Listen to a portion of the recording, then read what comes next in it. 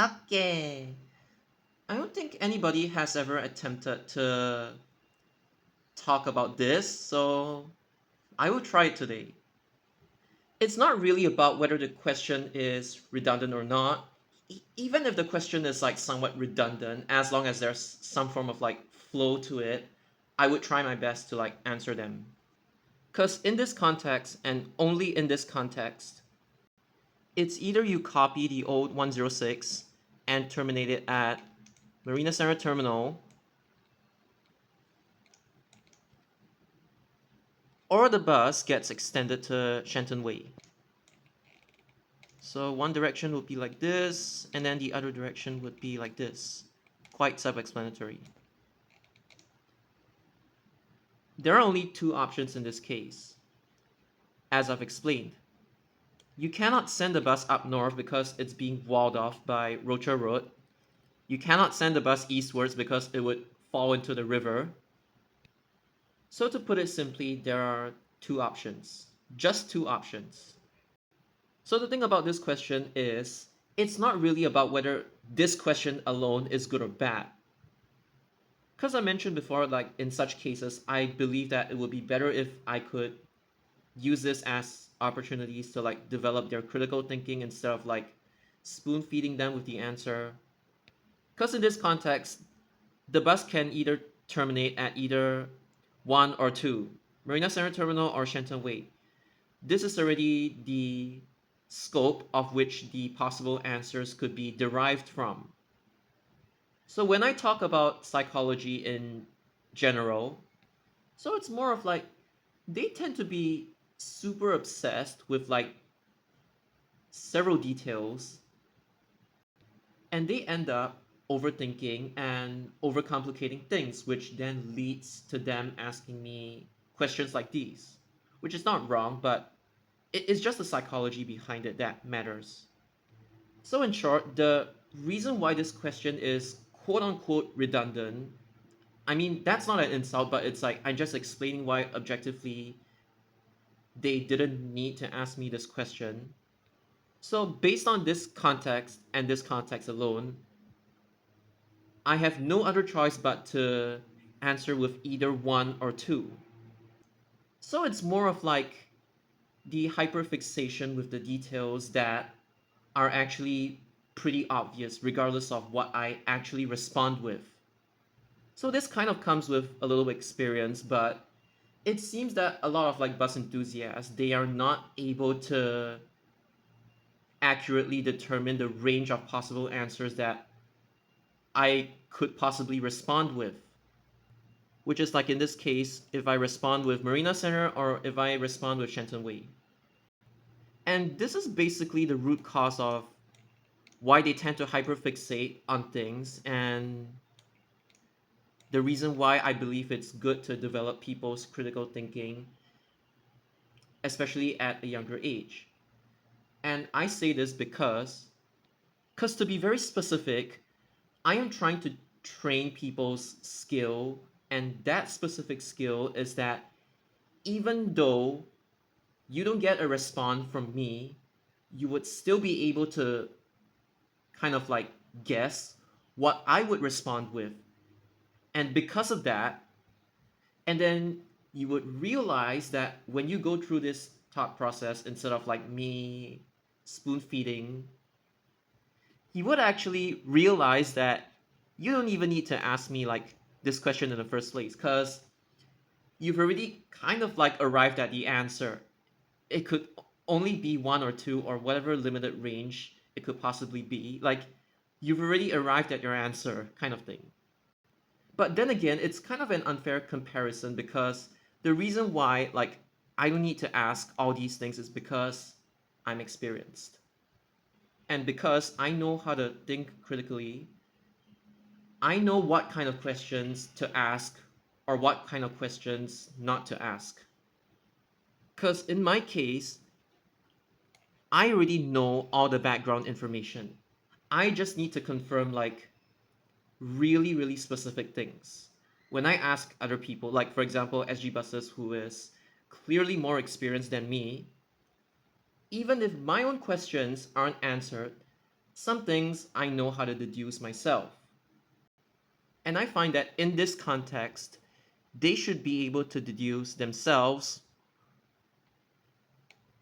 whether the bus goes Marina Center or whether the bus goes Shenton Way. I'm not asking them to like deduce the exact answer, but I'm asking them to deduce what are the possible range what's the possible range of answers that could be derived from their own questions. And again, to be specific, you cannot extend east, you cannot extend north, so you could only terminate here or you could only send the bus down there. And the answer that you should deduce is that it depends on whether 106 or 133 need the extra supplements from 857 if it were to be extended or not.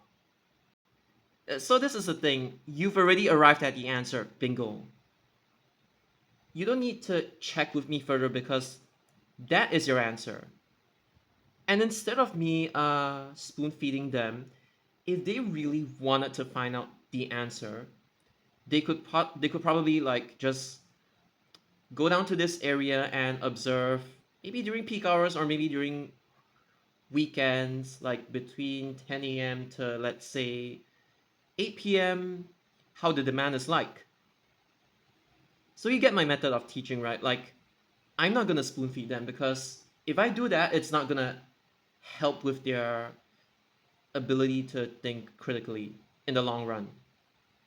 So I'm gonna give you another example. This is also the exact same reason why many bus enthusiasts struggle to think critically because they get very hyperfixated on unnecessary details, like I would say. So this is 299 right now. And then there is this other future amendment. Either like this or like this. I don't know which one it's gonna be. But I am really not too hyperfixated on whether it's gonna be one or two. But some bus enthusiasts, for some reason, like from what I've observed, they really tend to hyperfixate on small issues like this. And disclaimer, I'm able to say this because I'm actually diagnosed with OCD. But honestly, I myself am not too bothered about like the details when it comes to like Service 69's extension into this area. I'm already satisfied with the answer that it's going to go inside. But you get it, right? It's when the bus enthusiasts, they really want the exact answer. In essence, they are kind of like behaving way more OCD or OCPD than myself, whom actually has OCD. And even though there is clearly a Y junction here, when I simply told them this bus service is going to serve Tampines Street 96 in the future,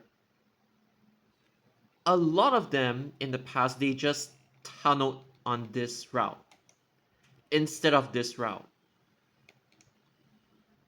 So when it comes to critical thinking in this context, like specifically, when I just tell people Tampines Street 96, without asking me which part of Tampines Street 96, which one do you think it is? And this is all part of the like critical thinking exercise. So the way I would respond is, do you think this site needs it more? Do you think this site needs it more? And the next thing that I'm gonna say is, look at the bus stop placements. With that, are you able to deduce which route Service 69 would take? Like whether it's this side or this side? So at the end of these critical thinking exercises, you should be able to tell me which side you should be able to like arrive at the answer as to which side is going to serve without actually asking me that question. But recently, SBS Transit, they dropped like a 299, a minor extension, like literally just a minor extension to U-turn at this stop before proceeding back to Tampines North, right? I mean,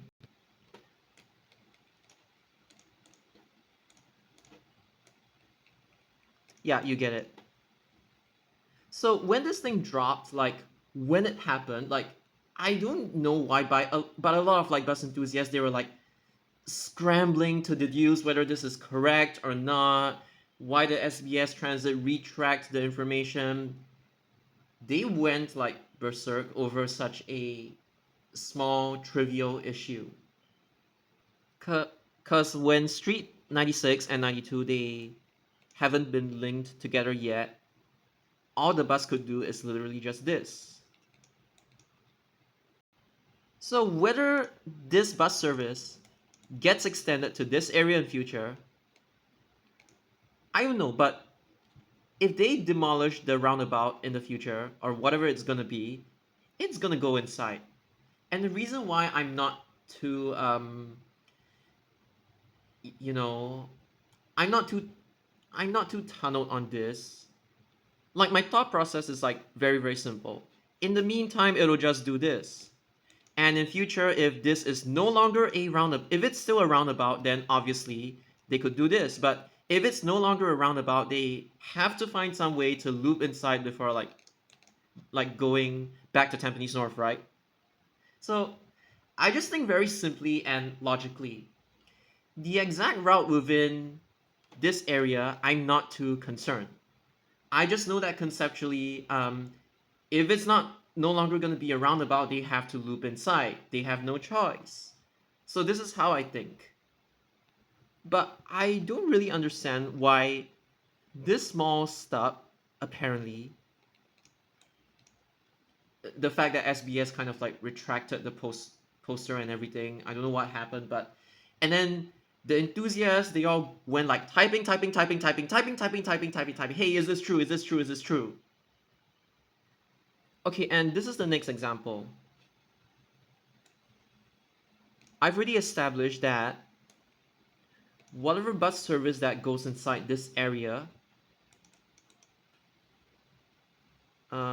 this, and this, they have to call both Link and Crescent because they are two distinct catchment zones. 114, and with that alone, the fact that they have to serve Wangkok Link and Crescent, I already knew that the extension wouldn't be like this. And I don't know how some bus enthusiasts even arrived at this conclusion. And I knew, like for a fact, that they wouldn't make it go all the way up, then go all the way down again, resulting in double serving this area and duplicating service 50. Like logically, I just knew that this wouldn't make sense, like logistically as well. And it's also really simple things like there isn't a bus stop pair here, so there is no need for 114 to have like red and white plates in the first place. But apparently this bidirectional concept, it was like so difficult for bus enthusiasts to even grasp, and I didn't really understand why. Like again, just like in the previous example, they kept asking, typing. Because when I heard about the extension, I knew that this site would be bidirectional. Like automatically, I knew. Because that's literally the only way that they could extend it logically. Now, what I didn't know at that point of time was whether the bus actually went like this or it went inside Sengkang. And turns out it went inside Sengkang. But again, as usual, I am not too tunneled whether this thing goes for less mileage and just decides to take the straightest route to Yio Chu Kang or to serve Sengkang. Either way, Both make sense, and I'm not gonna question it. I'm not gonna go around asking people, will 114 actually go to Fernvale, Sengkang West, or will it actually go like this? The reason why I don't ask people is because, again, just like in the example of Marina Sarah Terminal and Shenton Way, I knew that there were only gonna be two possibilities. Now, when I mean two possibilities, I'm not talking about the exact route within Sengkang cause number one, I don't care, and number two,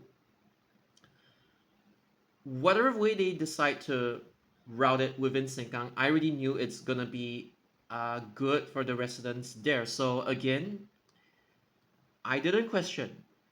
Because again, how do I put it? It's like going via Sengkang West, Fernvale, or going via Buangkok Drive, Yio Chu Kang Road, there are literally only two options.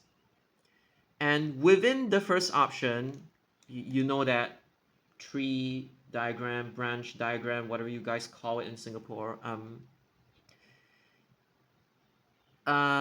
Basically, okay, there could be more than like two branches, whatever. But basically, what I'm trying to say is that there are many ways to route it, like within Sengkang West and Fernvale, and pretty much all of them would make sense as long as it's not like too windy or anything.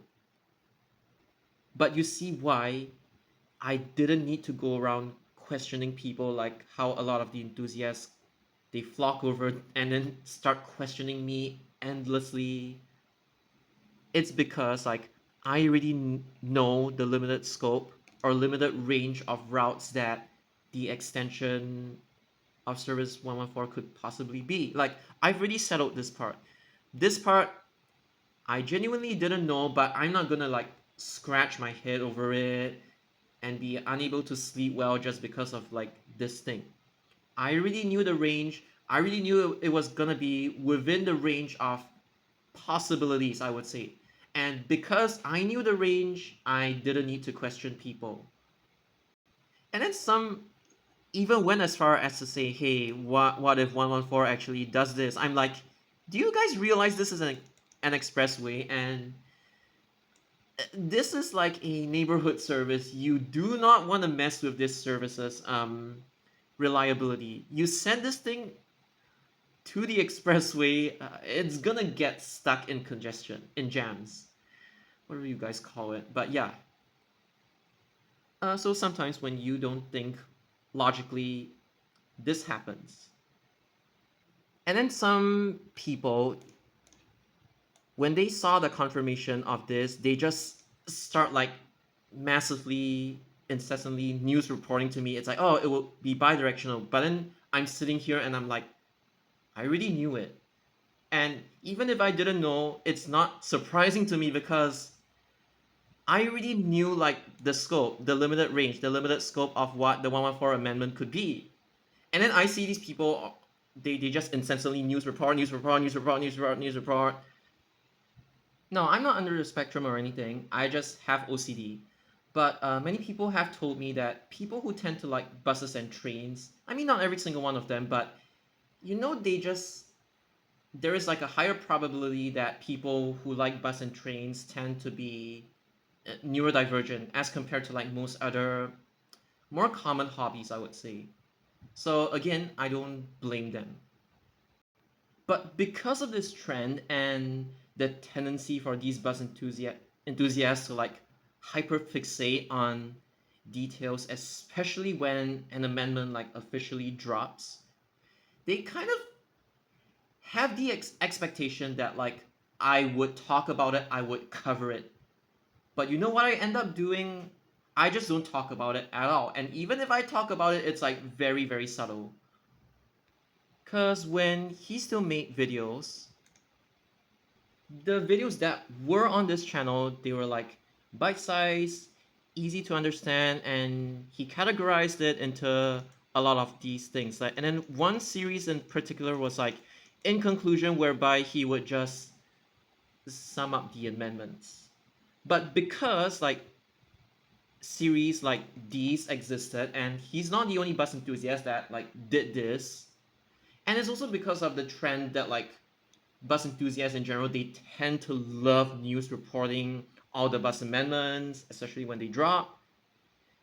It tends to create an environment whereby this happens, which then leads to this. But I think you guys already know why I don't do these kinds of videos, because you know why? Why am I parrot reporting the official sources? It's like, let's say SBS and SMRT, they drop a bus route amendment. They already gave all the details. But then these people expect me, it's like some sort of like social expectation. They expect me to cover it. And they expect me to paraphrase SBS and SMRT's words. It's basically copy, paste, copy, paste, copy, paste, copy, paste, copy, paste, copy, paste, copy, paste. SMRT says like service 989 would be extended to Changi Airport. I say service 989 will be extended to Changi Airport. SMRT then says service 989's operation hours would be extended. I say service 989's operation hours will be extended. Again, like you can see how this has kind of became a problem, right? It's just news reporting. It's just control C, control V. You're not giving anything that's like insightful or anything. You're just repeating stuff that people have already said. I mean, like, I'm someone who gives intel. I'm not someone who like, live reports all the new bus route amendments, right? Whether said intel comes true or not, it doesn't matter, because even in the cases whereby it doesn't come true, you guys know why a certain bus route amendment got approved or rejected, or whatever else I could think of. What else is there? Yeah. Bidadari, Buangkok, the feeder expresses, and the infamous example of like this. So the purpose of me existing on YouTube is to tell you guys stuff that you all legit don't know. Stuff that may or may not be insightful. Stuff that you wouldn't have known otherwise, because people are bound by NDAs they cannot disclose, but I'm not bound by them, so I could disclose them. It's like 171 to Tengah being rejected because it was supposed to go Choa Chu Kang Avenue 1. Like 171 was actually supposed to go Choa Chu Kang Avenue 1, but then they replaced it with this bus service. How do I know? People told me, like, quote unquote people, if you know who I'm referring to. So yeah, stuff like this. Why do I know this got rejected? It was because they noticed that Yishun ITH is already very jammed up during peak hours. And making a variant of 801 would just make the problem even worse. And then the exact same person went on to suggest that like 801 really needs minibuses, because instead of having 801X, you put the high capacity buses.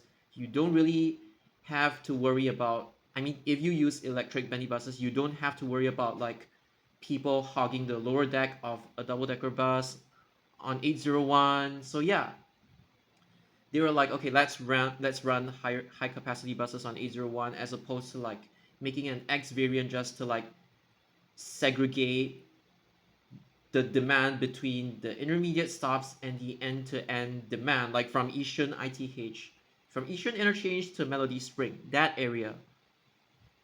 So instead of like parroting information, which is what like I think 95% of the Singapore bus community does, I've observed,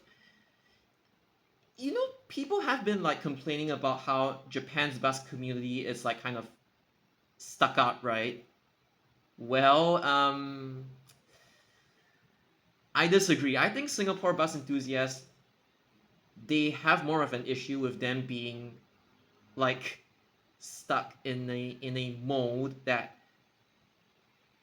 is being dictated by society. You get what I mean? It's like some people complain about like bus enthusiasts from other countries being confined to a mold, but I think this issue is like way worse when it comes to like in Singapore's context, I mean. Because instead of like parrot news reporting and just I'm gonna cover all the new bus route amendments, I'm like, do you realize I have so much more to like give beyond what is like considered like normal in the eyes of like bus enthusiasts in general. Like I have so many interesting things to like tell you all. Whether they get I mean rejected or accepted, I almost just said eject. Okay, whether they get rejected or accepted is one thing, but you actually learn stuff from this, right? As opposed to like when people tell you, oh, service 989's operation hours and the route will be extended. Stuff like this, right? If not, why do people even watch your YouTube channels in the first place? Because I mean like when they step, you get it right. I never understood this like obsession and stuff like this. Because for a very very very long time okay, again, I forgot to say something to further contextualize this. I was born, like I existed before the Hispano habits even existed in Singapore. That's how old I am. Like I am older than Hispano habit, I'm older than Trident, I'm older than VSO, I'm older than uh, the CNGs and the SBS 9889U. I'm older than all of these buses. So obviously I wouldn't expect like younger bus enthusiasts to like, you know all of these at the tip of I mean at their fingertips, because even I myself sometimes I try to learn bus routes from like 1970s and 1980s, but sometimes I do struggle a little bit recalling them. But at least I do put an effort to actually try to learn them so that I could know how the routes actually changed over time. Not like not like try to cram memorize, but at least the essence of it. That's more important than trying to memorize every single detail and like cramming this knowledge. But basically, and honestly, I think at this point in time, only I managed to do it well. Like when it comes to this, like my videos could be an unscripted mess, including this video. This video is completely unscripted, by the way. I just cook things on the spot, and even when I yap too much. But see, my issue with like a lot of the quote unquote explanation videos or fun fact videos that Singapore bus enthusiasts or even train enthusiasts make is that a lot of this stuff people already know. It's like copied and pasted from somewhere. And I don't expect people to like know intels or whatever, but could you at least give something that many people legit have forgotten or don't remember or don't or they legit didn't know, as opposed to something that like literally everybody knows? Like they could be like, fun fact, did you know that Bendy buses used to go into Serangoon interchange? Did you know that 106 used to go to Serangoon before the NEL restaurant? But the thing is, you do know that before Serangoon interchange was even a thing, every single 10X bus service originated from Serangoon Garden Circus. Serangoon Garden Circus Terminal, if I remember the name correctly. But basically, it's at that area where 73, 136, 315, and 317 do that loop, that roundabout bus stop thingy. Yeah, that used to be the bus terminal. But basically, every single 10X service, aside from 109 and the current generation of 105, every single one of them, including the previous generation of 105, they originated from that bus terminal. and not Serangoon Central, and that bus interchange at Serangoon Central. That was at Serangoon Central. So yeah, it's more of like when they do all these videos that I've highlighted in brackets, they tend to just repeat something that a lot of people already know. But I mean, a lot of these videos, they are done by like people under the age of like 15, I guess, or maybe slightly older. But so naturally, I wouldn't be expecting too much from them anyway. But as you can see from all the words or phrases here,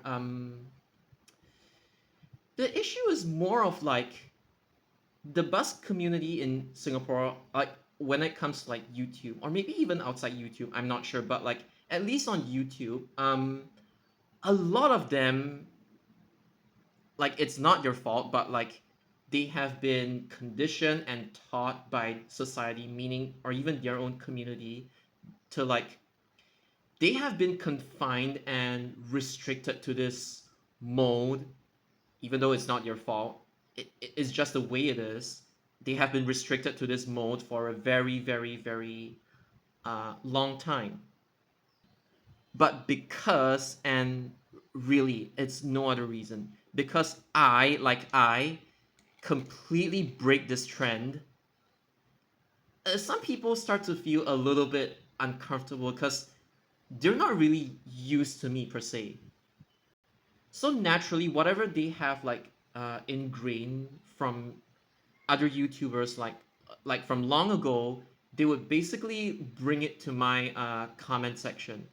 Like basically, when it comes to this, they end up just parrot reporting stuff to me, even though most of the time I really don't care about it. Not that I'm trying to tell them, hey, stop commenting about this, but it's like most of the time I don't even care. I'm not even bothered because it's not something that's like, shocking, surprising, or anything, because I already know like the scope or range of things. So I know that it's gonna be within this scope, within this range, or stuff like that. As well as like this. Because like I think this is more of like maybe last year or like a few months ago, they everybody just started saying like, oh, are these my predictions? Because here's the thing, the word prediction is already ingrained in your mind, and I don't fault them for it. But basically, the matter of fact is that they have already been conditioned to think that Singapore bus enthusiasts, all they do is just predict the bus route amendments or the new MRT lines, and they report the live bus amendment information. They're supposed to do videos about it, stuff like that. Or maybe in the case of like the 298 extension to Tampines North, they're supposed to do like, I don't know how to say. It's like very infographic, visually appealing videos just to talk about one simple thing when I could just go in depth without video editing. I just yap, and that's it. Low effort kind of thing. I mean, that one is in particular is referring to the fact that the person who did the Y298 extension to Tampines North, that why that video has been as why, oh my god, why okay, again, the person who made the video about why the 298 amendment to Tampines North, the person who made that video basically didn't go in depth and didn't actually give the real reason. He just gave like a very tip of the iceberg reason, and it's not like the actual full in-depth reason of why 298's amendment to Tampines North was delayed. Again, just to use this as an example, um, the person who did that video mentioned that, oh, these bus stops weren't completed, which is correct, but that's not the full story. So Tampines North interchange, it was scheduled to open earlier than expected. They decided to rush the interchange. But what they didn't mention, and I don't blame them for not knowing, is that because as you can see, like they made like a long video just to prove one point that oh they went down to the bus stops and they said oh no, it's like they go down to the bus stops to get footage, and all they were trying to prove in that video was that oh these bus stops weren't completed. So the way I do things differently is that those people, they really go down to get footage of it, which is good. It's just that you're literally doing this just to prove one very simple point which can be communicated really easily in like less than 30 seconds. Just say oh the bus stops aren't completed. But I think the reason why the video stretched out a little bit was because they have to talk about the amendment in itself. But I'm not going to repeat that because you know why? Just go to the official site and then you could read up on the amendment by yourself, because I'm not here to spoon feed people, right? But again, it's because like these YouTubers are like low-key pressurized to spoon feed the Singapore bus enthusiast audience because that's just how they're used to doing things ever since like from way back then. So the real reason is that, as I've mentioned before many times, 298 was supposed to be an inner rim townlink bus service, which means you loop here and then you loop here. It's basically gonna be like 291, 293, 358, 359. I don't know which side has the T, but yeah. And this was supposed to be the intermediate stage before 298 actually gets extended to Tampines North interchange. So the interim stage, everything is the same except Tampines Concourse, obviously, and this part would actually be. I mean, it was meant to be an express sector because the current 298 doesn't even call those stops, right? So this was meant as a small express sector for the inner rim bus service. And yes, it was supposed to be a anti-clockwise loop at the north loop. But what am I trying to prove with this? So basically, uh, the main message is that because of societal pressure to conform to like all of these, I mean the mold, and also the pressure to spoon feed bus enthusiasts even the unnecessary details when they could just research on their own. But it also probably kind of reflects that like those channels are more beginner friendly, whereas I'm not like the most beginner friendly. How do I say it? It's like bus like a content creator that happens to reside in Singapore right now, right? I just zoomed in too much without realizing. So yeah, basically the pressure to conform to this and to spoon feed people even all the unnecessary details. It's not unnecessary, it's just it's very obvious. And as mentioned, because I break this trend, so when the people from other YouTubers, they flock to me and they are kind of like, how do I put it? It's like they're kind of in like a rude shock or rude surprise at the way I do things per se. But I'm not trying to change the way these other YouTubers do things. I'm just trying to explain the way I do things and why some bus enthusiasts in Singapore, they are just like not, used to me because I technically am an outsider. I still find it funny that these things were like copied exactly from Maxon and other UK YouTubers as well, and then the Singaporeans just put their own spin on it.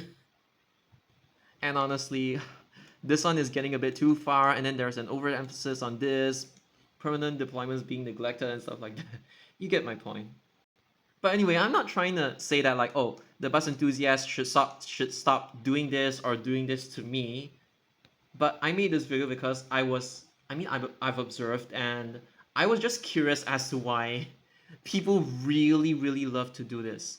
And then they even love to like hyperfixate. I know that's like I know these things are kind of like the traits of people who are under the spectrum, who are neurodivergent, but it's like I'm just curious as to why people, like in general, doesn't matter if they're neurodivergent or neurotypical or what, but like they tend to have a hyperfixation or an obsession for the the live reporting bus amendments and asking me for like, hey, this route, this route, this route, this route, this route. Or trying to get me to like talk about the bus amendments and evaluate them, even though I'm clearly not interested in doing so. But all in all, I think it's because they're still confined to their mode, like whatever they're comfortable with, and there's nothing I could do about it. Haha.